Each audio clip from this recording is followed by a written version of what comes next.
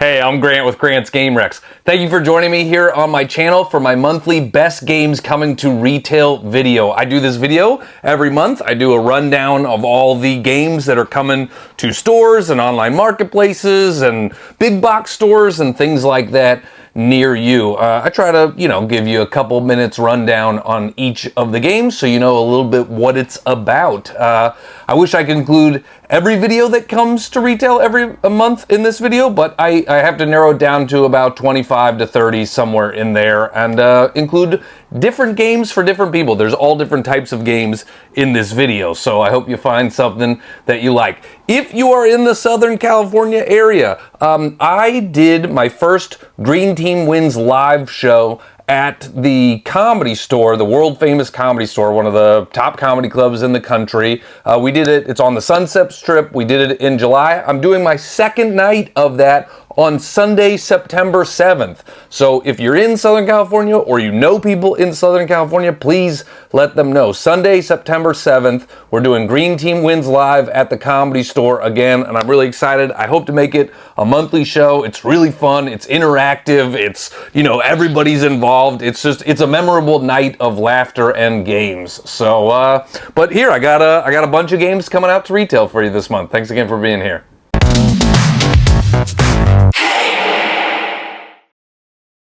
As always, this information is confirmed by the publisher the month of the video, so I was in touch with all these publishers earlier in August, and I go through it in alphabetical order of the publisher. So I've got 28 games I'm going to tell you about this month. First up, 25th Century Games is releasing Red Letter, Yellow Letter. Red Letter, Yellow Letter. That is literally the point of it. It is a tongue twister, and you saw it's quite an effective tongue twister as well, because I just stumbled over it right there. Red letter, yellow letter, red letter, yellow letter, red letter, yellow. I can't do it. I'm not good at it. This is a party game, plays 2 to 12 players, lightweight game, plays in about 20 minutes.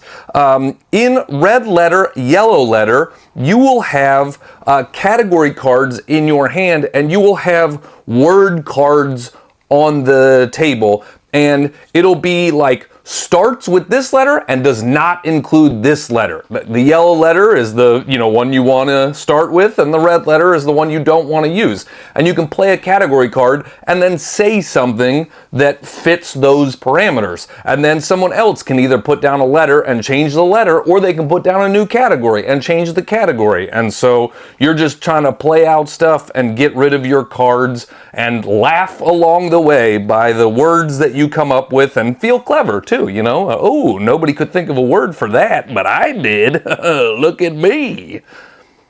All right, next up, Asmodee is releasing Brick Like This. This plays 2 to 8 players in about 15 minutes, and it is a lightweight game.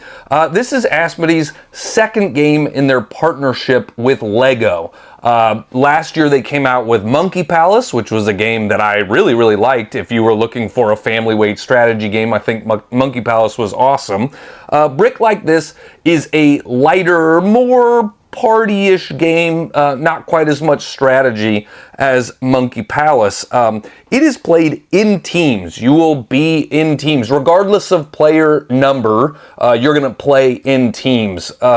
One person is going to have a card, and that's going to have a shape, a structure on it, and they are going to describe to their partner how to make that. They're going to tell them which Lego blocks to grab. They're going to tell them how to arrange them, how to stack them, and try to do it the best, and match the shape perfectly without making mistakes. And so it's about how well do you give instructions, and how well do you listen to instructions. I'll tell you, I don't listen to them great.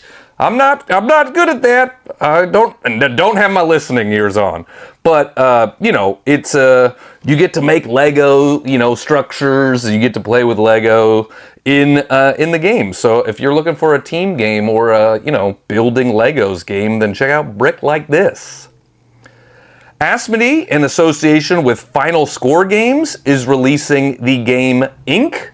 This plays 1 to 4 players in 30 to 45 minutes, and it is a, lighter weight strategy game, maybe pushing into the lower end of medium weight strategy game, but you know, a pretty light strategy game. Final Score Games is a new publishing company, but it is run by the people that ran a bunch of successful publishing companies like Next Move Games. They're the people behind games like Azul or Reef or things like that. So, you know, they made a lot of abstract, puzzly games in their former company iterations, and this Inc. is sort of continuing that tradition. This is an abstract, puzzly game. You are moving around a rondel to select tiles. There is a tile laying aspect to the game, and then you are putting your tiles in front of you and building out an area. You're trying to build out areas of certain colors that are certain sizes, because once you've created a certain size of a certain color, you'll have little, you know, spots on your areas that you can put one of your ink bottles down because it says you need an area of 4 red. Oh, I created an area of 4 red. Boom, I'm putting this down. But the interesting thing is, once you put an ink bottle down on it, you are basically negating that piece. So now I no longer have an area of 4 red because I just took up one of them with the ink bottle. And so you're trying to puzzle out how to build out your art piece, build out your tiles to create your art piece. You also have some ink bottles that are wilds for you and some that have to be put onto certain colors. And if you don't put enough onto certain colors, you're going to have to waste turns later in the game moving them off of your color area and into your wild area, and that will take up a whole turn and it will be inefficient at the end of the game. So it's planning ahead, it's puzzling it out. You know, the little ink bottle components look pretty cool too, so that never hurts, you know, when you have some nice table presence. But if you like abstract puzzle type of games, then Ink is a new one for you. Asmodee, in association with Hans im Glück, is releasing Duel for Cardia. This is a 2-player only game, plays in 15 minutes, and it is a lightweight game. It is a small box card game, so if you're looking for a small box game, that might be a reason to check out Duel for Cardia. Each player has a deck, and you have the exact same deck as your opponent. And in the deck are cards 1 to 16 value. And you're going to shuffle your deck, and then you're going to get a hand of cards. So you don't get to look at all of your deck at one time. You're going to get a hand of cards. And at the same time, you are going to each play a card in front of you to try to attack the other player. To, you know, it's a duel. It's in the name. It's a duel.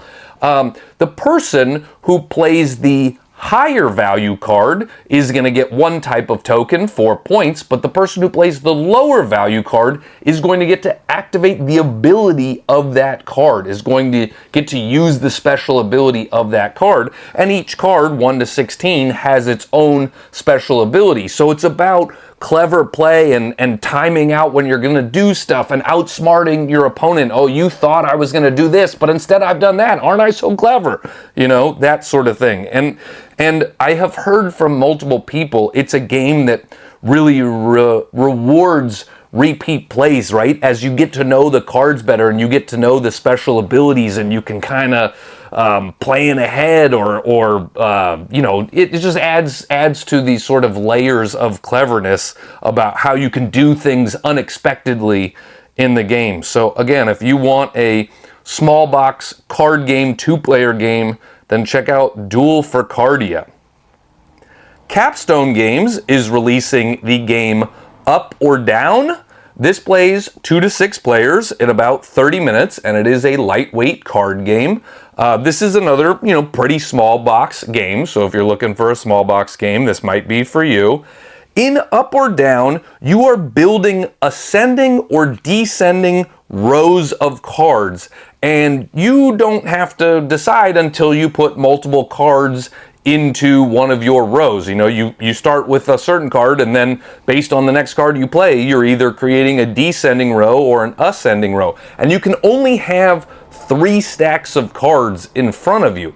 The way you gain cards to place in your rows is kind of interesting. There is a central area with a bunch of cards in a circle, and you are playing a card that is between the value of two of those cards. So if there's, a 57 and a 45, I need to place something in the middle of that, and then I can choose one of those cards. Maybe those cards are working for me in my, in my stack. My stack was 60, so that 57 is perfect if I want to go on a descending stack and not jump a bunch of numbers. I don't want to put like a 25 next to a 60. I want to put something close to it so I have room to continue adding cards in my descending or ascending stacks. So, it's just a quick little puzzle about how you're going to play cards down in front of you and how you're going to build your stacks. So that is up or down. Thematically, you're on an elevator and, you're asking up or down. That's fun. We've all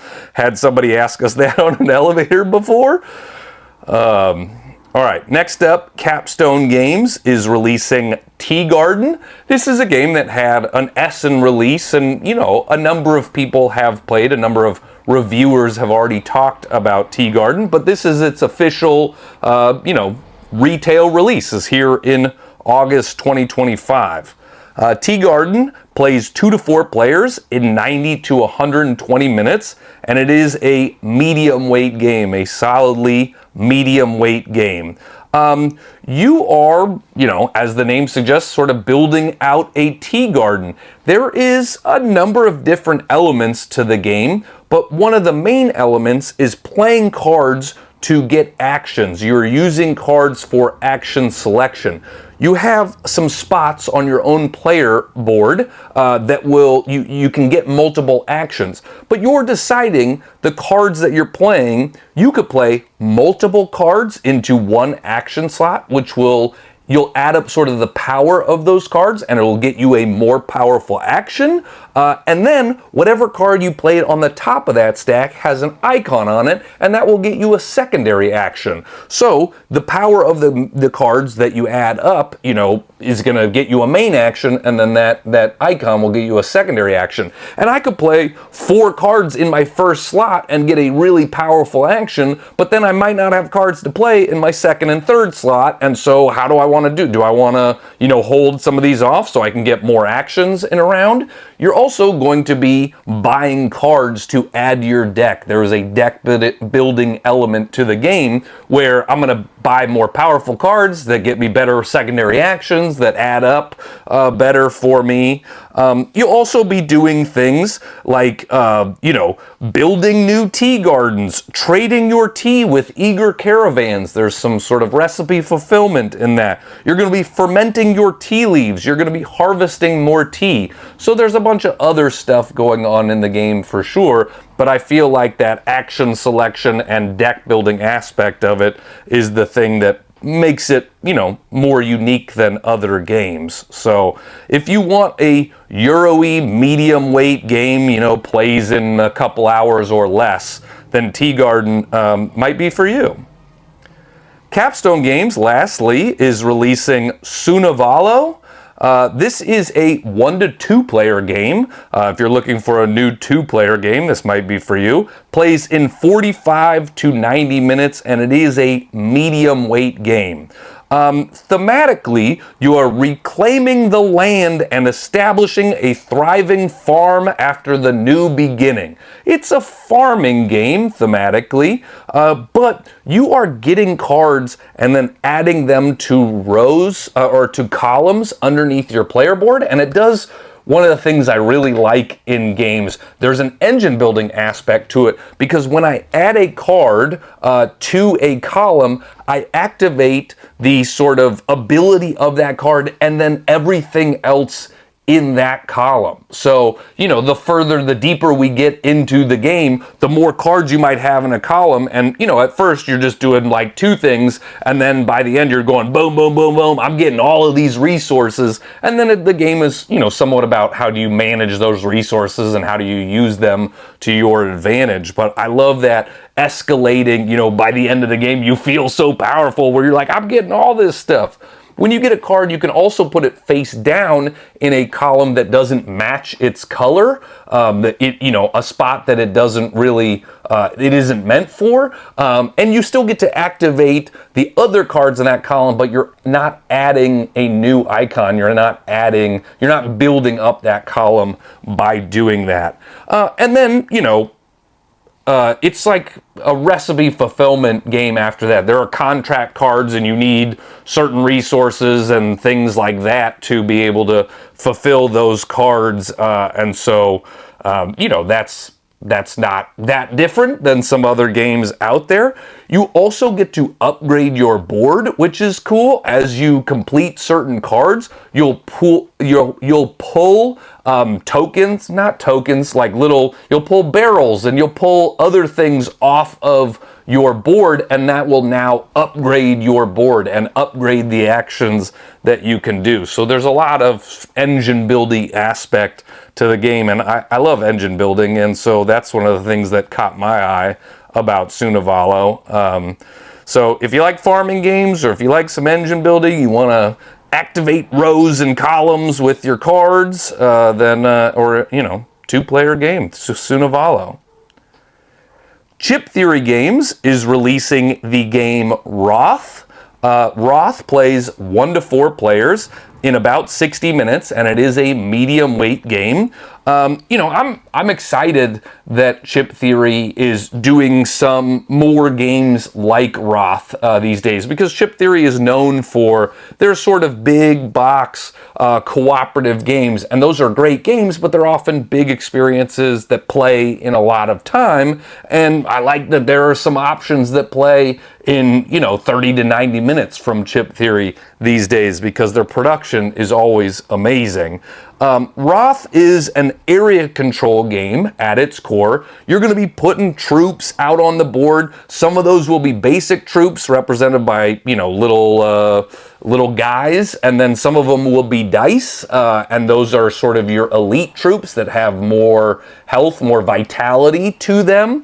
And you're going to be fighting for control and icons and abilities and points in different regions on the board. One of the things that makes it unique and special is there are a lot of different factions in the game, and all of those factions play asymmetrically. So if you're looking for an asymmetric game, there are, all of the factions are sort of doing the same thing on the board. They're all fighting for control of regions, but they all have these different special abilities and different combos and different elite troop powers that you can kind of pull off. And so that's where some of the strategic depth and the replayability comes in the game, is these different factions that you want to explore. And then, in fact, they even have multiple extra factions you can get as, expansions if you want to add even more factions into your game of Wroth. I also really like, dice drafting. That's a mechanism I like. And so, the way sort of Wroth works is every round you roll this set of dice, and then every player drafts a dice from that pool, drafts multiple dice, actually, and those will be the main actions you can do for the round. Some will allow you to move, some will allow you to attack, some will allow you to get this resource that you can pay for upgrading other things, and so you're drafting dice and then using them by fighting for control of the board. Crowd Games, in association with Cranio Creations, is releasing Golden Cup.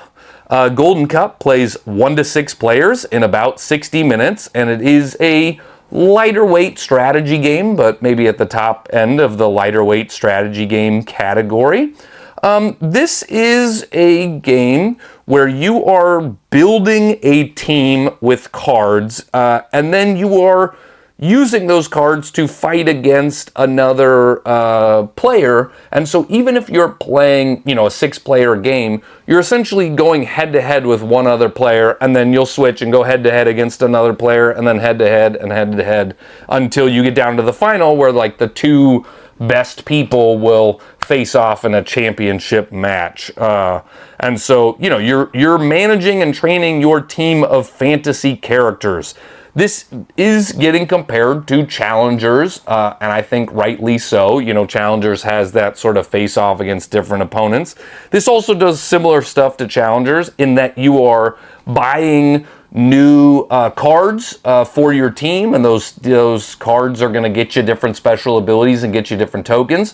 Where this is different than Challengers is there are different sort of fields of play where you're going to go do stuff, and each of those fields has a bag associated with it, and a lot of the things you're going to get from the characters that you buy and the characters and cards you add to your squad are tokens. You're going to get various different tokens. Some of them will give you more attack value, some of them will give you more defense value, and then you're going to add all of your tokens into the bag for that field of play. Your opponent is also going to add stuff into the bag, and then you're going to fight each other by pulling stuff from the bag. And so there is, you know, an element of luck and excitement of like, I need this one token to come out right here, right now to win this match, and oh no, it didn't, or yes, it did. And so then you're just doing a bag building, bag pulling element to fight each other on these different fields of play. So, you know, if you like bag building, this is sort of a head-to-head bag building because you're building into the same bag and then fighting each other. So that's kind of interesting. That's Golden Cup. Cryptozoic is releasing Peanuts, the Doctor is In. This plays 3 to 8 players in 20 minutes, and it is a lightweight party game. As you might guess, the name Peanuts, this is a Charlie Brown, you know, and the Peanuts gang themed game. It's got a lot of Peanuts artwork in it.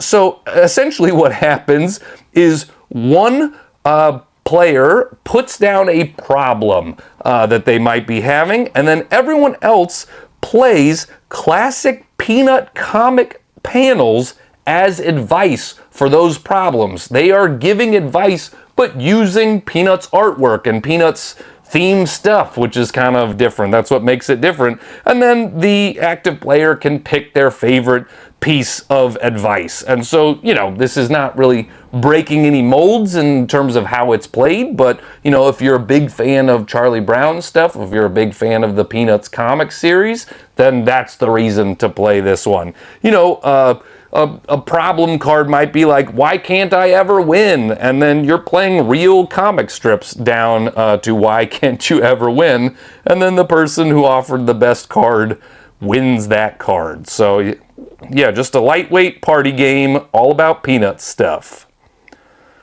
Devere Games is releasing Red Carpet. This plays 2 to 4 players in 30 to 45 minutes, and it is a medium weight game, but maybe on the lower end of medium weight game. This is a 3-dimensional puzzle game. So it has a bunch of standees of people. So in that way, it is getting compared to a game called Picture Perfect that came out 3 or 4 years ago. But this one, instead of in Picture Perfect, you were just trying to arrange people into a photo. In this one, people are walking down a red carpet, and you are trying to arrange them as they walk down the red carpet. You are trying to get their attention as they walk down the red carpet. You can play cards to position your camera somewhere along the red carpet, and you actually use your phone in the game, and it's gimmicky, but it's also fun to use your, you know, it's fun to use real world stuff. And so you put your phone on a stand, and you actually, that shows you your field of vision for your photo, and you're going to score points for various things. Like if you can get the subject you want alone in a photo, that is going to be worth more points than if they have people crowding the field. If you get their sponsor icons behind them, that's going to get you more points. If they're facing you rather than facing away, that's going to get you more points. And so you're playing cards to manipulate the people as they walk down the red carpet so that you get the photo that you want, so you get the most points. You're also going to be playing cards down into a voting area, and that's something that makes the game a little bit different. And essentially, there are different celebrities that are up for a certain award, and when you put down these voting cards, you are influencing who wins that award. And if if a celebrity wins an award, they're going to be worth double points at the end. So you want to influence that to get someone you're already taking photos with, you know, boom, now they're worth more points and I'm getting more stuff at the end. So, you know, it is a nice table presence game, right? I love the red carpet and the people walking down, and it looks really cool and stuff. But it is more puzzly than you might expect. So that's Red Carpet from Devere. DV Games is releasing Rumblebots. This plays 2 to 4 players in about 60 minutes, and it is a medium weight game. Rumblebots is a game where you are building a deck, you're doing some deck management, you will need to spend some cards to get some points, to buy new cards to add to your hand. You're trying to level up so you can get better cards into your hand, and then you are using the deck that you have created to fight against other people. You know, there is a big combat aspect of the game. Essentially, the game happens over multiple phases, and one is the building of your deck with the cards that are out there and available, and then there's the battle phase. And the battle phase is kind of an auto battle phase where you are just going to put out a card. It has a defense value, and then the next person is going to put out a card that has an attack value, and if the attack is more than the defense, then your one gets defeated, and now the one that attacked now, you know, becomes the bot in the middle, and they have a defense value, and the next player is going to attack them, and then if they win, they take over the spot, and you're just going to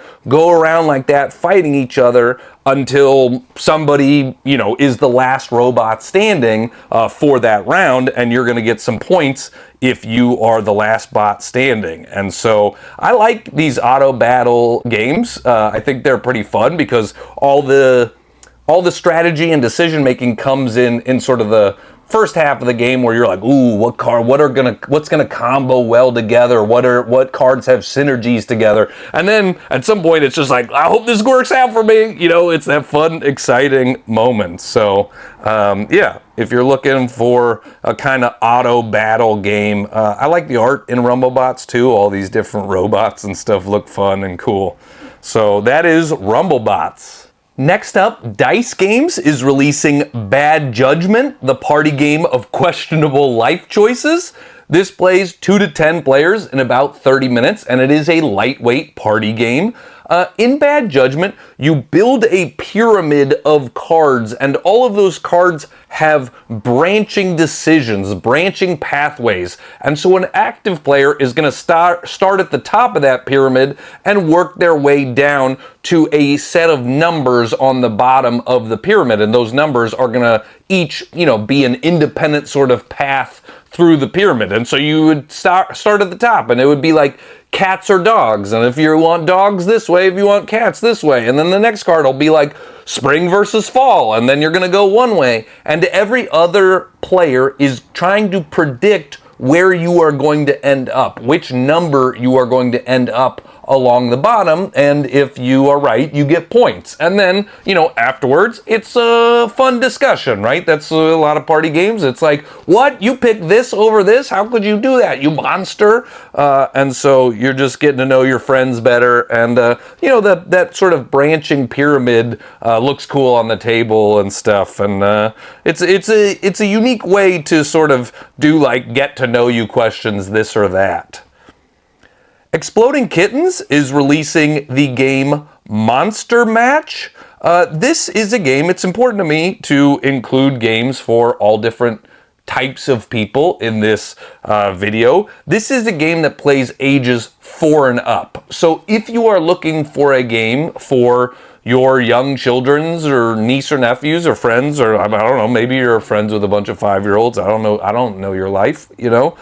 This plays 2 to 6 players, and it is a lightweight kids game. It does have a very fun table presence. It has this sort of big monster dice tower, and so you are dropping dice and they're coming out of the mouth of the monster, and then those dice are going to tell you to look for something. there's going to be a bunch of monster cards out on the table, on the play area, and it's going to say, like, you know, one dice is going to be like 1, and the other one's going to show an eye, and so you are looking for a monster that has 1 eye, and then, you know, you touch your finger down on it. Or, oh, 4 arms. What monster has 4 arms? And so in that way, it also helps teach counting skills to young kids because, you know, hey, count the number of arms that are on these monsters out here. And the monsters are all very silly and, you know, and cute and bright. They're not like scary monsters or things like that. So,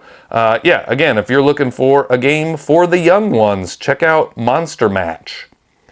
Fireside Games is releasing the game Please Don't Burn My Village. This plays 2 to 5 players in 20 to 30 minutes, and it is a lighter weight card game, but a strategy card game. This is set in the same world as their most popular game, Castle Panic, but it doesn't have anything to do with Castle Panic. It's just sort of set in that same world with the dragon and villagers and stuff. In Please Don't Burn My Village, it's really a market manipulation game. You are going to play cards down from your hands and be building sets of the same card with the stuff you play from your hand, and then you're going to influence the market. You're going to influence how much those goods are worth. For every card you play down of that good type, you get to raise the value of that good along the sort of board where tokens come out randomly at the start of the game. And so everybody is moving the different values of different goods up and down throughout the game. But one of the most exciting aspects of the game is when you play a good card in front of you, then you refill the black market with the deck of cards, and you keep putting out cards until one of the cards you played, until a card that matches the good type on a card you just played comes out. And so in that way, you never know how long the game is going to be, because you could flip over the card you need right away, or you could be flipping for 10 cards before it comes out.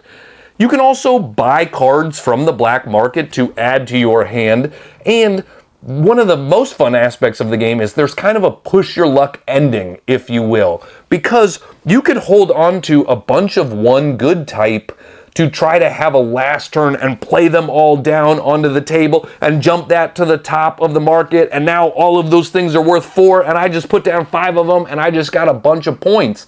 However, again, you never know exactly when that game's going to end because you don't know how the deck is going to flip out. And so as you're getting lower, the game ends immediately when that deck runs out. You know, it's not like everybody gets the same turns or anything like that. As soon as that deck's out, everybody's... So you might be holding on to cards hoping you get one last turn, and then the game ends right before it gets to you, and now you're stuck with all these cards in your hand, and they're all worth negative points in your hand. And so, you know, there's just... That is it's got a nice sort of crescendo ending to it, and that's one of the things that makes me want to play it over and over, is just that sort of fun ending. And it's a game that plays in 20 minutes and plays, you know, they say it plays ages 10 and up. I think you could probably play it with 7 and 8-year-olds. And so, you know, if you're looking for a family card game, a game to play with everybody, it's easy enough to learn, and it's got a big fun ending to it. So that is Please Don't Burn My Village.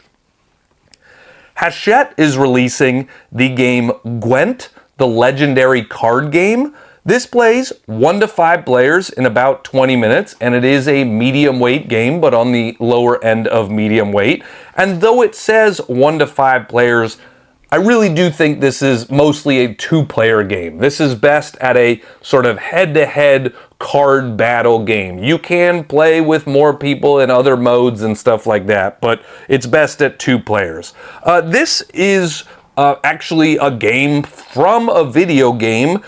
In the Witcher 3 Wild Hunt video game, the characters could play a card game called Gwent in the midst of the video game, and you could actually play the little mini game, and this is that mini game brought to tabletop form. I'm sure there's been, you know, some tweaks and whatnot, but it is largely the same mini game as from the video game.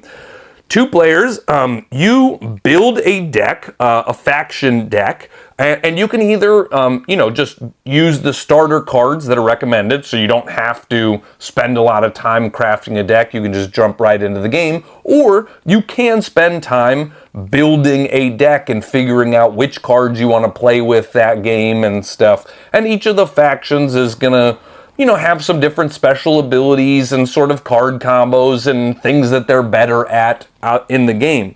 And then you are going to be playing cards onto a board in front of you, as the other player is also going to play cards onto the board, and you're going to play them into different rows that are for different card types and essentially battle the other person. The interesting aspect of the game is it's not just a battle game, it's also a game of restraint, because you get 10 cards for the game, and that is most likely all the cards you're going to get. You might draw another one or something like that, but you mostly have these 10 cards for the game, and you play over 3 rounds, 3 battles, and you're not going to get cards. So if you play 8 cards in the first round, you're probably going to lose the second and third round, and it's the first to win 2 rounds wins the game. And so you want to try to win rounds, but do it in the least cards possible, or hold some things back in reserve that the other player isn't expecting. This is one of those, how do I out clever my opponent? How do I play stuff down? How do I bait them into a bad decision? And I did get a chance to play this one at PAX East, and it was quick and clever. I'm itching to play it again, because it was a game that played in like 20 minutes, but I thought the card play was really interesting, and I want to sort of discover the cards more. I want to figure the game out more and figure out how I can, combo different abilities and skills and stuff together. So yeah, that is Gwent, the legendary card game. Horrible Guild is releasing Railroad Tiles. This plays 1 to 4 players in 30 minutes, and it is a lightweight strategy game. This is a spiritual successor, a sequel to their game Railroad Inc., which was a roll and write game, or a series actually of games. This game is not related to it at all. It's not in the same line or anything like that, but it is, some of the same concepts from Railroad Inc., but now instead of a roll and write, it is, physical tiles and tile laying and tiled building. And so you are going to be drafting these various tiles and arranging them in tracks and stations and, however you want. It's a puzzle game, a tile laying game, where you are puzzling out how you're putting the tiles down in front of you and then scoring points in a number of different ways. There's a lot of different ways to score points in the game, and that's where some of the replayability comes in, is just figuring out different paths to victory. And, all of the tiles are in various columns, and so, the first column might be only a couple of tiles, where the last column is a bunch of tiles, and so when you go draft, you are pulling all of the tiles from one of the columns, and that will set the turn order for the next round. It'll determine what you get for this round, what tiles you get, and so that's where, some of the decision making comes in, is like where you're going to go take all of the tiles, what you're going to draft this round. And then, just that puzzly aspect, we're each building our own railroad routes in front of us, and how are you going to do that, and how do you want to score for that? So if you like little puzzle games, then check out Railroad Tiles. It's definitely one that's like, pretty easy to teach to anybody, but still has some interesting decisions to it. Incredible Dream Studios is releasing the game Kinfire Council. This is set in the world they've been creating with a lot of their games, Din Lux, but all of the games are set in the world, and so might have some thematic crossover, but don't have any mechanical crossover. You don't need to have played one game to jump into another game in the world of Din Lux. Kinfire Council plays 2 to 6 players in 90 to 120 minutes, and it is a medium weight game, maybe even a medium plus weight game. It is a competitive worker placement game, but has some interesting elements to it, some unique aspects to the game. Because yes, you are doing worker placement and putting stuff out and getting resources and using those resources, you know, all of those are sort of Euro-y, but there's a semi-cooperative aspect to the game because you are going to be building buildings, and those buildings might help everybody in the game, and multiple people can contribute to building something. You're also going to be arresting cultists, and if you do not arrest cultists, they will gain in power, and the cultists could win, and none of the players could win at the table if the cultists get too powerful. So you are trying to arrest cultists. There's a social aspect to the game too, with voting. There will be times that come up in the game where we all have to vote and we can discuss together and we can, you know, sway other people's opinions and get them to vote the way we want them to vote. But then we are voting, and that will sort of change the path of the game depending on how we vote. So I like that social aspect in the game. The other interesting thing is that, as I mentioned, the cultists, the cultists could, if they get too powerful, they can win the game. And then also, you can become a cult conspirator in the game.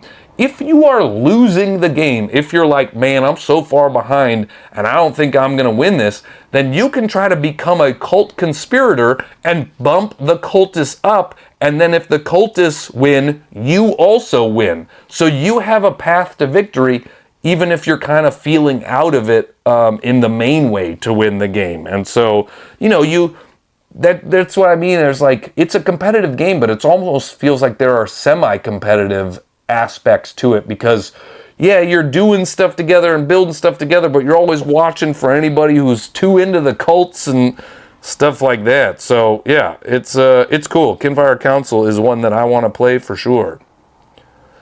Cosmos is releasing the game Dice Words. This plays 2 to 4 players in about 30 minutes, and it is a lightweight game. In Dice Words, you have a set of 7 letter tiles, and you're going to be rolling them and then using the letter tile, dice. You have dice. It'd be weird to like roll tiles. I don't think those would roll that well. You have some letter dice, and you are going to be rolling those and then using those to spell out words. But you're not just spelling anything willy-nilly. There's also these ice dice, and those are going to have 4 letters on them, and you want to try to include as many of those letters as you can in the word you spell out with your own dice. Because those ice dice are a multiplier. Essentially, you spell out a word, and then each of your dice has a value under a letter. You know, if you use a Y, you might get 3, versus if you use, you know, a more common letter, it's only going to be worth 1. But then, for every ice dice you use, that's a multiplier. So, I spelled out this, that was 7 points, but I used 3 letters on the ice dice. That's 7 times 3, boom, 21 points. And so, you know, it's a quick playing spelling game, dice game. The other thing that's cool is you do get a couple of re-rolls each round. And so if you roll your dice and you're like, man, I can't spell nothing with this, then you can re-roll all or some of your dice and try to get more beneficial letters for yourself. So that's kind of cool. You're not locked in completely. Lucky Duck Games is releasing the game Temple Code. This plays 1 to 4 players in about 30 minutes, and it is a lighter weight deduction game. This is a competitive deduction game, not a cooperative one. You have a screen, and it has a combination of symbols on the front of that screen, but you don't get to see what that is. And every round, you will have 2 cards in front of you, and you have to choose, or every player has 2 cards in front of them, and you have to take a card from someone else, but then give a card to that player when you take a card from in front of their screen. And then you do this cool lining it up, and that will give you information about what your code is. You're going to take this card, and it's going to say, you have this symbol, but in the wrong spot. or you have this symbol in the right spot. And so you are trying to be the first to sort of crack your code and figure out the three things. And then, the first player to correctly guess two codes, to get two combinations wins the game. And so it is a lighter deduction game. If you want a sort of simpler deduction game, Temple Code is that. But there is certainly a cool component aspect to the game where you are lining up all this stuff. It's from the same people that did Turing Machine, which was like a break your brain deduction game. And this won't do that, but it does have some of the cool sort of component aspects that Turing Machine did have. So yeah, if you like deduction, check out Temple Code. Oink Games is releasing a couple of games to retail. These, previously came out in Japan, but are making their way to the United States for the first time. We've got TRND. It is a small box game. Oink makes a lot of very small box games, and TRND, fits in the same size box as like a Scout or a Deep Sea Adventure. Plays 3 to 5 players in 30 minutes, and it is a lightweight card game. I've played TRND a couple of times, and it's certainly a game that grew on me. The interesting strategy of it almost didn't feel apparent to me at first, and then I played it a second and third time, and I was like, oh, this is all about the timing of this and how you discard things, and that's actually pretty cool once I figured it out. So you are trying to get a hand of all of the same cards. They need to have the same color and the symbol. And when you have a hand of all matching cards, you go out for that round. And the more cards you have, the more points you get for the round. Well, how do you get those cards in your hand? You can either just draw the top card from the draw deck, or you can draw cards from a market and put them in your hand and then discard cards from your hand into a discard pile. But to discard into the discard pile, the cards either have to match the color or the symbol. And if you have multiple of the same card, you can discard all of those in one turn if they, match the color or symbol there. And so there's almost like a little bit of a push your luck aspect to the game, because it's hard to get a hand of cards that is only one card, because you're at the mercy of what comes out into the market and what comes out that's available to you. But if you want to get more points, you got to try to get more cards. It's pretty easy to get 3 or 4 cards of the same type into your hand, but are you trying to get 7 in your, there's like you might not go out for the round, because the last person that hasn't gone out, when everybody else goes out, they don't get any points. They don't get to put their cards down. They're just stuck, And so it is that sort of interesting timing aspect of how you want to discard stuff and when you're trying to go out in the round. So that is TRND, a little card game that, does sort of play most ages, It's a fairly family-friendly card game for sure. The other game that Oink is releasing this month is Dying Message. This plays 2 to 8 players in about 20 minutes, and it is a lightweight game. There are 6 suspects, and there's information about each suspect. This suspect is a veterinarian, and they have a pet snake, but they kind of have gotten caught stealing some stuff from the vet's office. So you know a little bit about each of the potential suspects. Well, one player is dying, and there are these abstract cards. They're called message cards. You put 15 of them out, and then as the person who's dying, you are using those cards to communicate who killed you, to try to give clues and point to the right person. The most silly aspect of the game, and the most memorable aspect of the game, is then you actually die. You literally, as the player, once you're done, completing your message in the cards, you get to die, and you can give information with how you die. You can point to a specific card, as you die. You could hold up different fingers as you die. You could do different stuff sort of as you die, and that gives information as well. And that is kind of a memorable aspect where somebody's just kind of laying on the table dead. And then the other players are going to figure out which of the culprits is the actual murderer. You can play this game cooperatively or competitively. I do think cooperative is sort of the main way to play the game. That is, because then there is, instead of just sort of sitting quietly, everybody can discuss. Everybody can say, oh, I think it's this reason, this culprit for this reason. No, I think this is what they're trying to say. And I think that's some of the fun aspect of the game, is the discussion of what does this clue mean and who is it pointing to. And then you each just play, everybody gets the chance to be the person that got murdered and give clues, and it's over in 20 minutes, and it's fun and it's memorable. So that is Dying Message from Oink Games. Next up, Ravensburger is releasing the game Gloomies. This plays 2 to 4 players in 45 to 60 minutes, and it is a lightweight strategy game. Gloomies looks very pretty for sure. There's like a 3-dimensional box and all these bright colored flowers and tokens. It is a game that is played over 2 phases, and that is one of the things that makes the game unique. You are playing cards down to be able to put these flower tokens on the board, and those are going to get you upgrade tokens, and they're going to get you other things out there. But you are puzzling all these flowers onto the board in different rows and columns.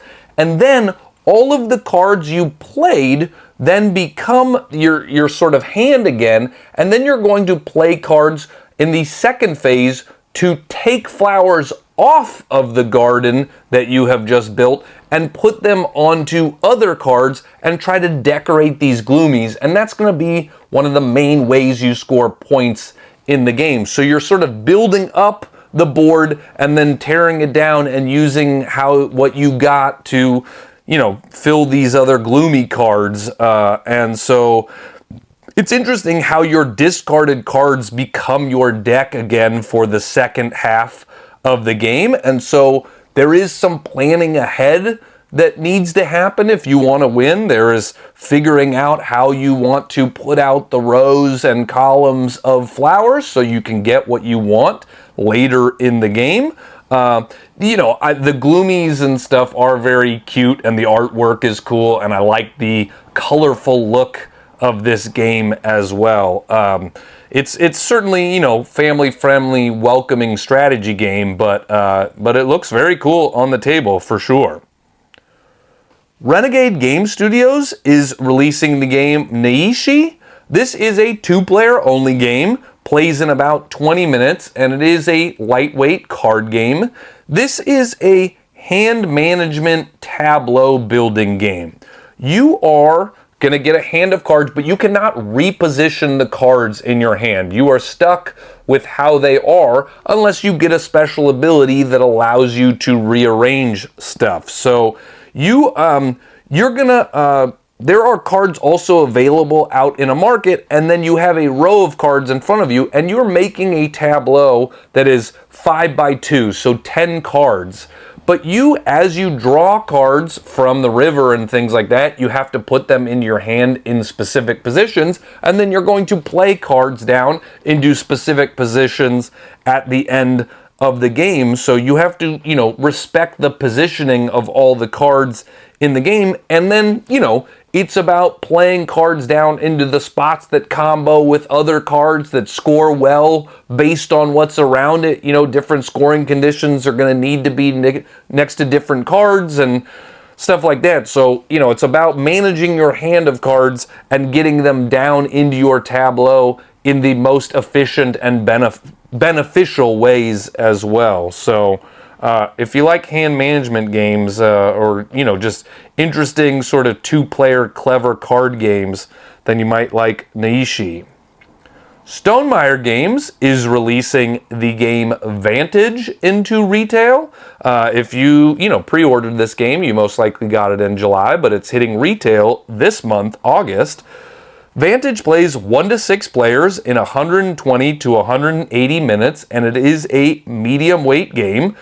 This is a cooperative game. somewhat, but it is also a fairly solitary game. It is an open world sandbox exploration game.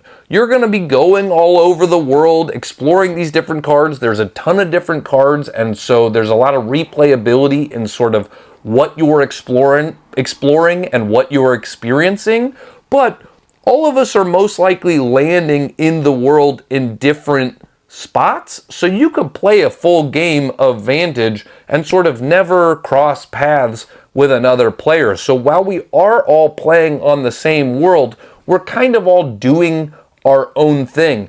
And because of that, while I've heard, it obviously plays 1 to 6 players, I've heard most people prefer it at the smaller player count because adding more players adds extra time to the game where it doesn't really add extra interaction to the game. And so, it's about the exploring is what makes the game interesting and different.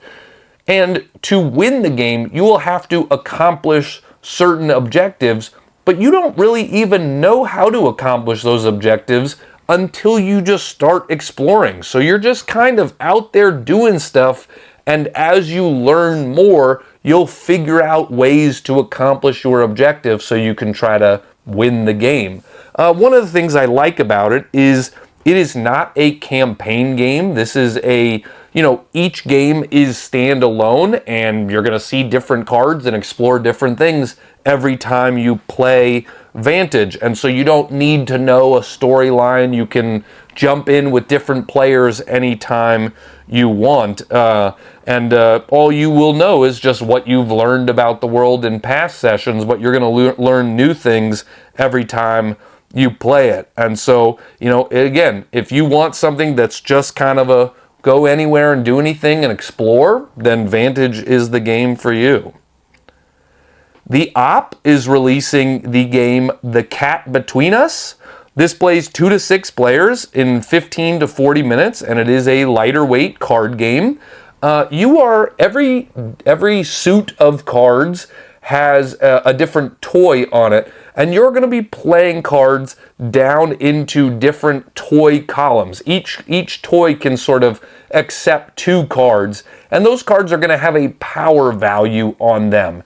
And then each player is going to be left with a certain number of cards in their hand after playing cards out into the tableau. And then you're going to score the sort of power of the cards left in your hand based on the cards that everybody played out onto those toys.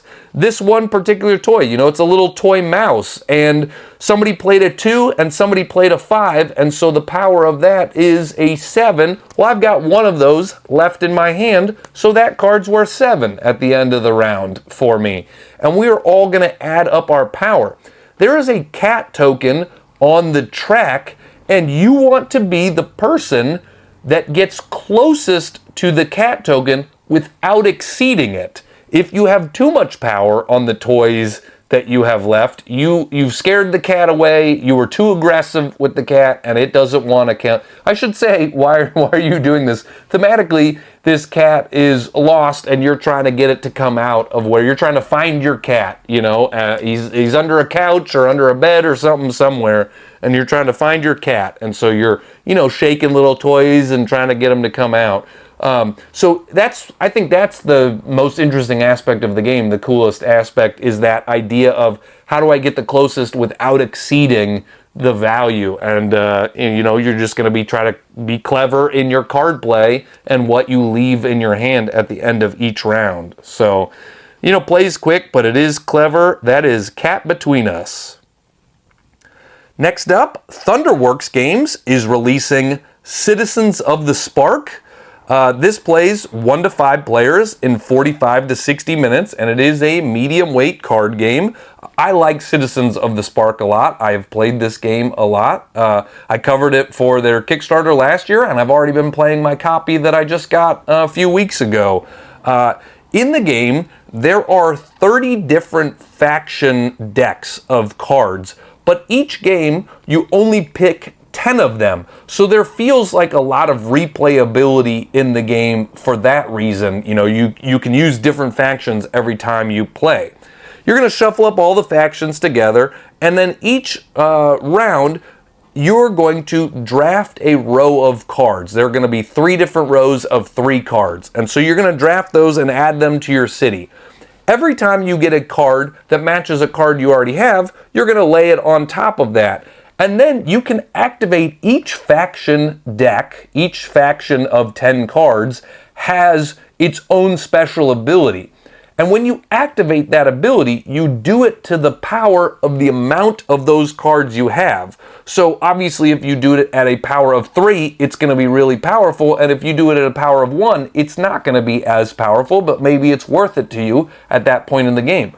Then any other player that has that same type of card in their tableau can also follow you and activate the action of that faction, of that card type. And so, you know, there's no downtime in the game. You're always invested on somebody else's turn because you need to pay attention to what they're activating and see if you can follow it and do something cool as well. And so it's all about getting cards that combo well together. I played 2 games of this back-to-back last weekend, and we used, one game we played with a certain 10 factions, and then the next game we played with 10 completely different factions, and they felt like wildly different games, and I thought that was one of the coolest aspects of it. You know, the one game was a little bit more engine buildy, so like sort of card combos, and then the second game was so much attacking. It was so much just messing with other players and things like that. One of the things they've done well is on the back of the rule book, they have recommended combinations of factions based on the type of game you might like. They're like, do you want a low interaction game? Boom, play this. Do you want a high interaction game? Use these factions. Do you want a defensive game? Do this one. Do you want an attacking game? Do you want something that is tactical or something that is strategic? You know, it's just, I'm glad that they did that. It's cool to have that information, and it's just fun to, you know, combo cards and use the special abilities and try to have the most points at the end. Lastly, this month in August, Wonderful World Board Games is releasing Castle Raisers. Castle Raisers plays 1 to 4 players in 45 to 60 minutes, and it is a medium weight strategy game.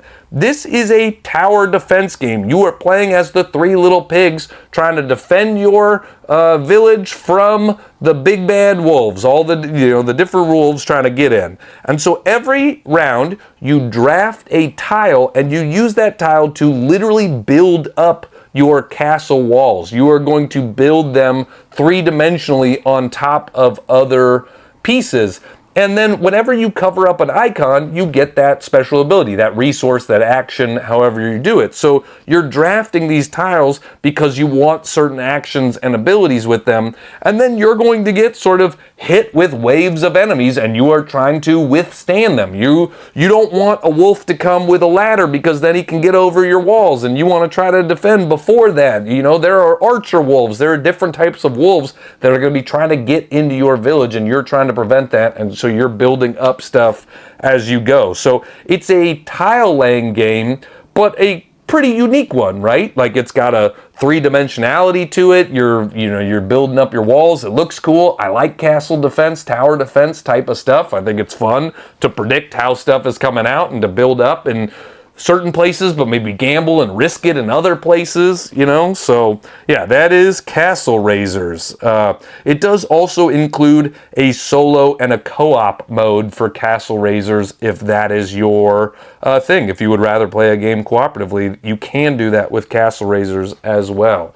So that was 28 games coming to retail here in the month of August. As always, I hope you found something that you're excited about in this video. I do a few other videos in this series of retail releases as well. I will be out with a best expansions coming to retail and a best new editions video soon. So there seems to be a lot of new editions these days, a lot of re-implementations of other older games, or, you know, sort of just a re-release of a game that's been out of print for a while. So definitely check that video out. Thanks so much for being here. I hope to see you guys at a convention. Come to Green Team Wins at the Comedy Store. I'll be a special guest at Grand Con in Grand Rapids at the end of August. I'm excited about that. I have some other conventions coming up as well too, and you can always check my website. So thanks so much, everybody. I'm Grant with Grant's Game Rex.